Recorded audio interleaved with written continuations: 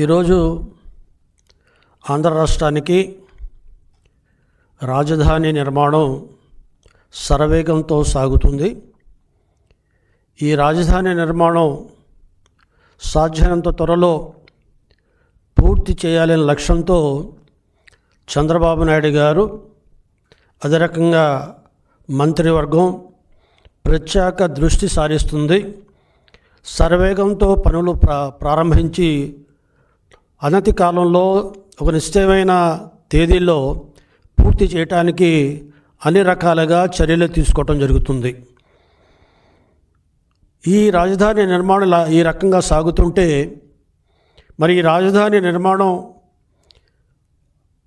సాగుతుంటే ఈరోజు వైఎస్ఆర్సీపీ పార్టీ నాయకులు ముఖ్యంగా జగన్మోహన్ రెడ్డి గారు అసత్యాలు, అదే రకంగా విద్వేషపు మాటలు మాట్లాడుతూ అబద్ధాలు ప్రచారం చేస్తున్నారు. ప్రజలందరూ ఒకసారి గమనించాలి. ఏదైతే ప్రతిపక్షం ఈనాడు ఉందో, ప్రజలు ఈ ప్రతిపక్షాన్ని కనీసం ప్రతిపక్ష స్థాయి కూడా లేకుండా 151 స్థానాలతో గెలిచిన పార్టీ ఈనాడు 11 స్థానాలకే పరిమితమైందంటే ఎందుకు పరిమితమైందనేది ఒకసారి సింహాలోకనం చేసుకునే పరిస్థితిలో కూడా వైఎస్ఆర్సీపీ పార్టీ ఉన్నట్టు కనబట్టలేదు. ఈరోజు 12 సంవత్సరాలు అంటే ఒక పుష్కర కాలం పూర్తయింది. ఆనాడు చంద్రబాబు నాయుడు గారు 2014లో అమరావతి శంకుస్థాపన చేయించి ప్రధానమంత్రి గారితో మోడీ గారి చేతుల మీదుగా పనులు ప్రారంభిస్తే 2019 నుండి 2024 వరకు అధికారంలో ఉన్న మీరు రాజధాని పేరు కనపడకుండా దాని రూపుమాపాలని ఎన్నో ప్రయత్నాలు చేశారు. ఆ రకంగా అమరావతి రాజధానిపై విషం కక్కారు. 3 రాజధానులు 3 ముక్కల ఆట ఆడారు. ఆ రకంగా 3 రాజధానులు పేరుతో ఈ రాష్ట్రానికి రాజధాని లేకుండా చేశారు. మొన్నటి వరకు పార్లమెంట్లో బిల్లు పాస్ అయ్యేంత వరకు నీ రాష్ట్ర రాజధాని ఏదంటే చెప్పుకోలేని పరిస్థితికి ఈ రాష్ట్రాన్ని దిగజార్చారు. అందుకనే మీకు ప్రజలు 11 స్థానాలకు పరిమితం చేసినా మీలో ఎటువంటి మార్పు లేదు. ఈరోజు వైఎస్ఆర్సీపీ వాళ్ళు గమనించాలి.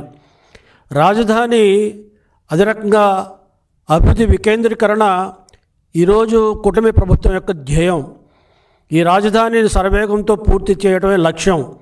ఈ రాజధాని కేవలం ఒక రాష్ట్రానికి రాజధాని కాదు, యువతకు ఉద్యోగ అవకాశాలు మెండుగా ఇచ్చే రాజధాని, అదే రకంగా ప్రభుత్వ ఆదాయాన్ని పెంచే ఒక గ్రోత్ ఇంజన్ అనే విషయాన్ని ఈ సందర్భంగా వైఎస్ఆర్సీపీ వాళ్ళు గమనించవలసిన అవసరం ఉంది.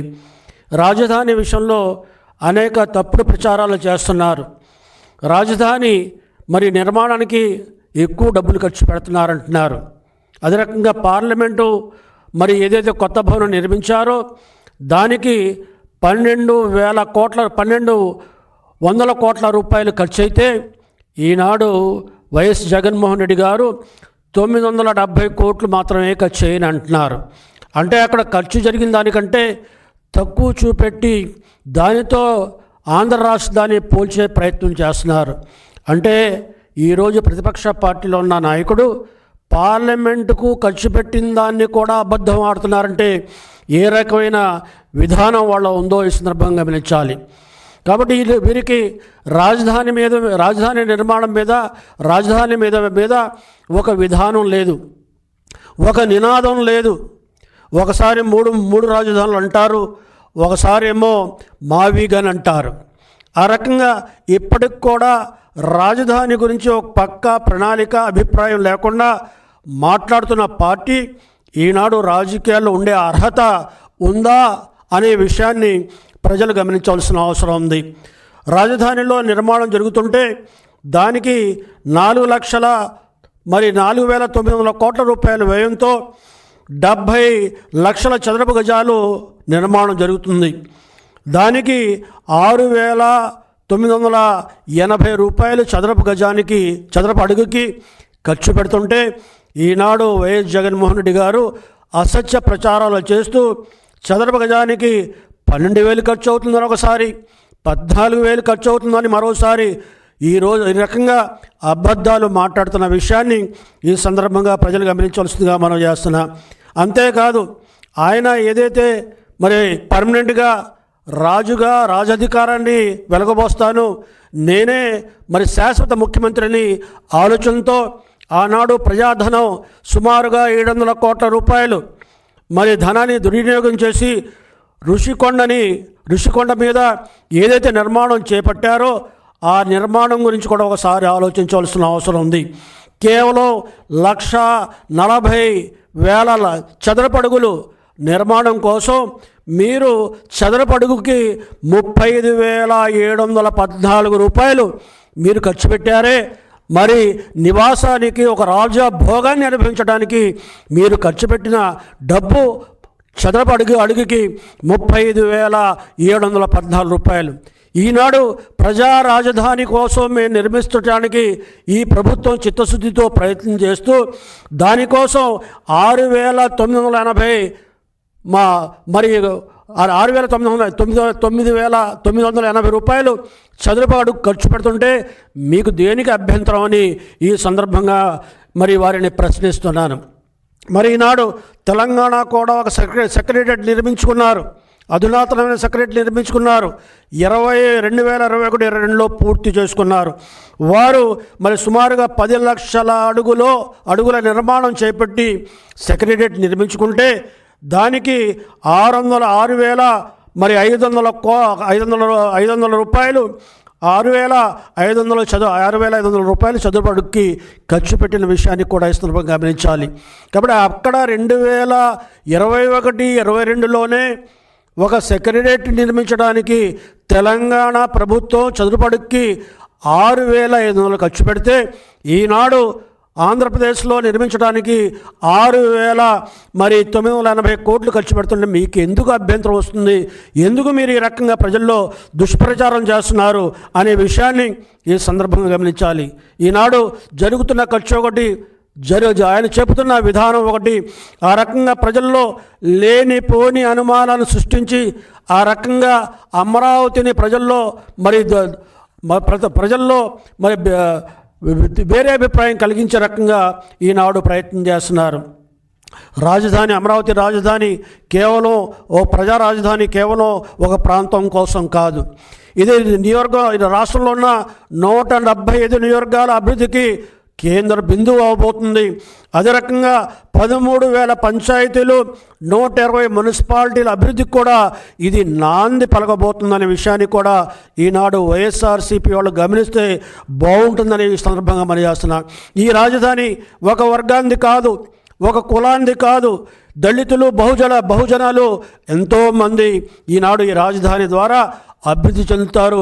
వాళ్ళ రాజధాని దళితుల బహుజనుల రాజధానియే ఈనాడు అమరావతి రాజధాని అనే విషయాన్ని ఈ సందర్భంగా గమనించాలి. అమరావతి రాజధానికి ప్రజాధనం, రాష్ట్ర ప్రభుత్వ ఆదాయాన్ని ఖర్చు పెడుతున్నారు, రాష్ట్ర ప్రభుత్వ నిధుల్ని ఖర్చు పెడుతున్నారు అని దుష్ప్రచారం చేస్తున్నారు. ఈనాడు రైతులు ఇచ్చిన భూముల విలువ ఏదైతే ఈనాడు మరి రిజర్వ్ ఉందో, భూముల రిజర్వ్ ఉందో దాని విలువ 3 లక్షల కోట్ల రూపాయలు. ఏవైతే రైతులు ఇచ్చిన భూములు ఉన్నాయో, ప్రభుత్వం ఆధీనంలో ఉన్నాయో, రైతులు ఇవ్వగా ఉన్నాయో ఆ భూముల్ని బ్యాంకులో తాకట్టు పెట్టి ఆ రకంగా వచ్చే రుణంతో ఈనాడు మరి అభివృద్ధిని, అమరావతి నిర్మాణం కోసం ఖర్చు పెడుతున్న విషయాన్ని వైఎస్ఆర్సీపీ పార్టీ వాళ్ళు గమనించకపోయినా ప్రజలు గమనిస్తున్నారనే విషయాన్ని ఈ సందర్భంగా మనం చేస్తున్నా. ఏదైతే అప్పు చేశామో ఆ అప్పు బ్యాంకు రుణాన్ని వడ్డీతో సహా ఏవైతే ఈనాడు భూమి రిజర్వ్గా ఉందో మరి సుమారుగా 5,000 ఎకరాల కంటే ఎక్కువగా ఈనాడు మరి ప్రభుత్వ ఆధీనంలో ఉందో అవి భవిష్యత్తులో అమ్మి ఈ రుణాలు తీర్చే అవకాశం ఉంటుందని ఈ సందర్భంగా మనవి చేస్తున్నాను. అంతేకాకుండా కేంద్రం కూడా ఈనాడు ఇతోధికంగా మరి తన వంతు సహకారంగా రాష్ట్ర రాజధాని నిర్మాణం కోసం డబ్బులు వెచ్చిస్తుంది, ఆ రకంగా సహకరిస్తుంది. కాబట్టి ఈరోజు కళ్ళబుల్లి మాటలు చెప్పి ప్రజల్ని తప్పుదారి పట్టించే ప్రయత్నాన్ని ఇప్పటికైనా మానుకోవాలి. రాజధాని కోసం ఈరోజు కూటమి ప్రభుత్వానికి ఒక నిలకడమైన అభిప్రాయం ఉంది, ఒక స్థిరమైన విధానం ఉంది. ఈ రాజధానిని మరి ప్రజా రాజధానిని దేశంలో అత్యున్నతమైన రాజధానిగా నిర్మించాలి. దాని ద్వారా వచ్చే ఆదాయంతో ప్రజల అభ్యున్నతికి సంక్షేమానికి ఖర్చు పెట్టాలనేది ఈనాడు మరి ఈ కూటమి ప్రభుత్వం యొక్క ధ్యేయం అనే విషయాన్ని కూడా ఈ సందర్భంగా మనవి చేస్తూ, తెలంగాణలో ఉన్న ఏదైతే హైదరాబాద్ రాజధాని ఉందో ఆ రాజధానికి వస్తున్న 70% నిధులని, ఆ రాజధాని ద్వారా వస్తున్న 70% నిధులని అక్కడ నియోజకవర్గాల వారీగా, గ్రామాల వర్గాల వారీగా, మున్సిపాలిటీ వర్గాల వారీగా వాటి అభివృద్ధి కోసం ఖర్చు చేస్తున్న విషయాన్ని కూడా ప్రజలు గమనించాలి. కాబట్టి భవిష్యత్తులో ఈ రాజధాని ఏదైతే నిర్మాణం చేపడుతున్నామో భవిష్యత్ తరాని కోసం ఈ రాజధాని అనతి కాలంలో పూర్తవుతుంది. సాధ్యమైనంత వరకు 2028 నాటికి సాధ్యమైనంతకు ప్రభుత్వ భవనాలన్నీ కూడా పూర్తవుతాయి. ఆ రకంగా అనేక సంస్థలు, అనేక విద్యా సంస్థలు, అనేక వాణిజ్య సంస్థలు, అనేక మంది ఇక్కడ పెట్టుబడులు పెట్టడానికి సుముఖంగా ఉన్నారు, ముందుకు వస్తున్నారు. కొందరికి మరి భూములు కేటాయించాం. ఆ రకంగా ఈ రాజధాని తొలిత గదిన ఆదాయం పెంచుకుంటూ మరి రాజధాని నిర్మాణం చురుగ్గా సాగుతూ రేపు భవిష్యత్తులో ఏ రకంగా అయితే హైదరాబాదు మరి తెలంగాణ రాజధాని ద్వారా రాష్ట్రం అభివృద్ధి చెందుతుందో